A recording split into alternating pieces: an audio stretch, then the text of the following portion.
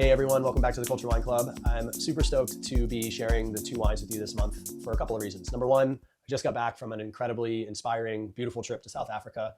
While there, I actually got my next order together from all of my wineries. So my next container just left South Africa just 4 days ago. I'll have a whole new set of wines coming in at the end of April, early May 2024. And it's just really cool to see this thing working and to also bring on new wines. So the producers I'm working with have more wines than what I've been able to import. And because I'm finally seeing a little bit of traction with these wines here in the States, I'm able to bring on some new, never before seen in the US wines from Genevieve and Brookdale and even Luddite. So keep your eyes and ears peeled for some pretty cool new wines coming to the US. So this month is pretty fun because we're going to be focusing on Syrah. We're actually going to be pouring wines from the same two producers as last month. So Scions, Sinai, and Magna, Carta, and Mphumi.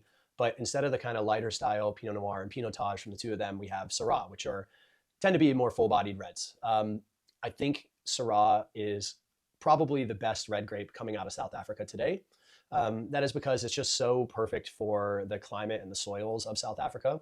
Syrah originally comes from northern France in the Rhone Valley.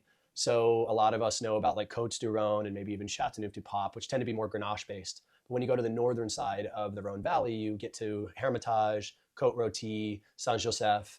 And those are areas where they're actually quite cool climate and are all grown on one side of the Rhone River. And so you tend to get these really perfumey, almost peppery, savory style of Syrah.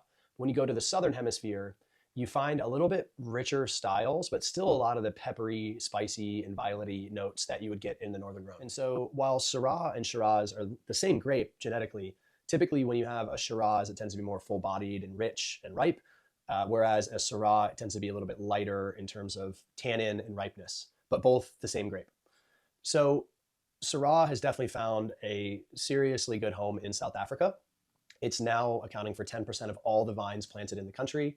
And I think it's adapted super well to the climate. It's probably the best red grape that's grown in South Africa today.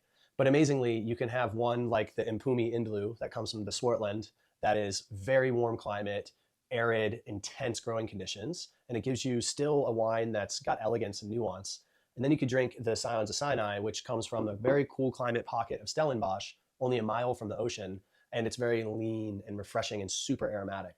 So the versatility of Syrah, Shiraz is exceptional. And I think because of all the different climates throughout South Africa, whether warm and hot like Swartland, cool climate like the coast of Stellenbosch, or seriously cold climate like Elgin and Hemelanarde further east, you get all these different styles. So it's a really fun one to explore in South Africa because of that and all those different styles you get.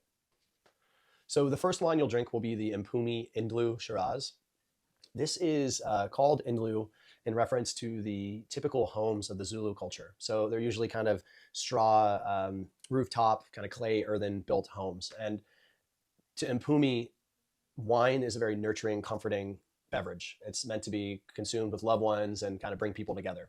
And in the Zulu culture, there's nothing more comforting and nurturing than their home, or the Indlu. It is coming from the Swartland, which again, hot and arid, very intense place to grow grapes. When I go to the Swartland, I love how remote and isolated it is. You can literally drive 45 minutes down a dirt road that's just like irony red color.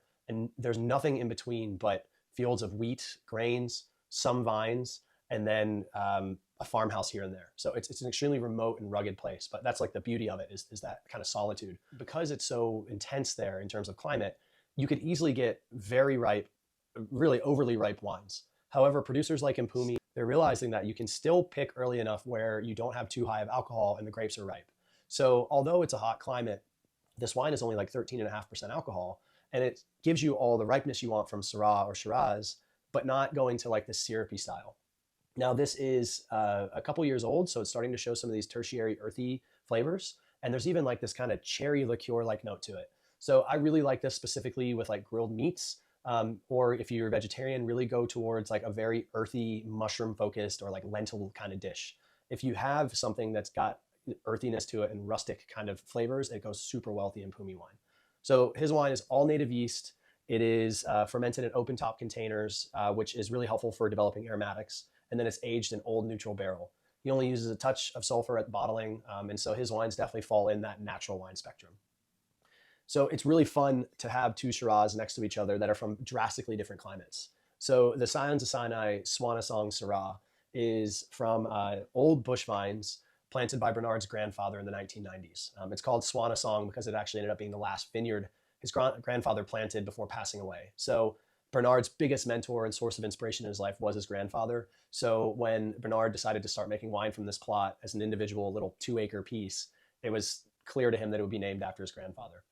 So these are really interesting because they're bush vines, which instead of being like a trellis on a stake, they're these individual vines planted in the ground with a lot of space in between each other with no irrigation whatsoever. So that's a really important aspect of South African winemaking because that keeps yield much lower. It gives you, which means you're making less money on your plot of land, but it concentrates the wine in a really beautiful way. I think as you think about South Africa and like what makes it different from the rest of the world, because there's so little water there, there's almost always a bit of challenge around water rights and just having water in general. Bush vines are very environmentally friendly because they take less water and really only they take what Mother Nature gives them.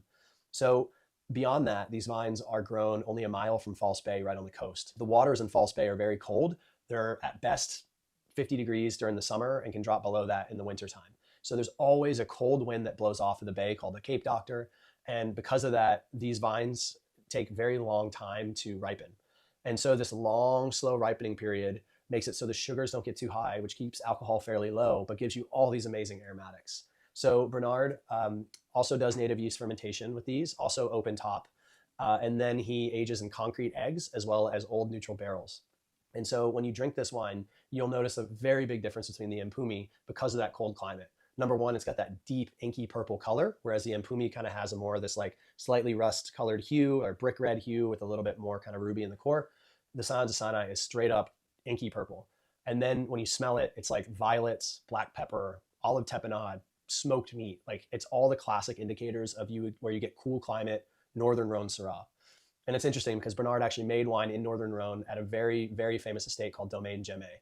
So if you Google like best Syrahs in the world, it'll often bring you to the Northern Rhone and it'll list a few producers and Gemay is always right at the top. So Bernard's experience there definitely comes through in this wine. This one is really great with the decanting. I'd recommend maybe 30 minutes in a decanter or open it an hour before you drink it and you'll see it just evolve a ton. Yeah, thank you so much for tuning in and being a club member. I appreciate it. I hope you get to dive into the differences of these wines and really get to like see how versatile Syrah or Shiraz can be coming from two very different climates. Enjoy, and I'll see you next month.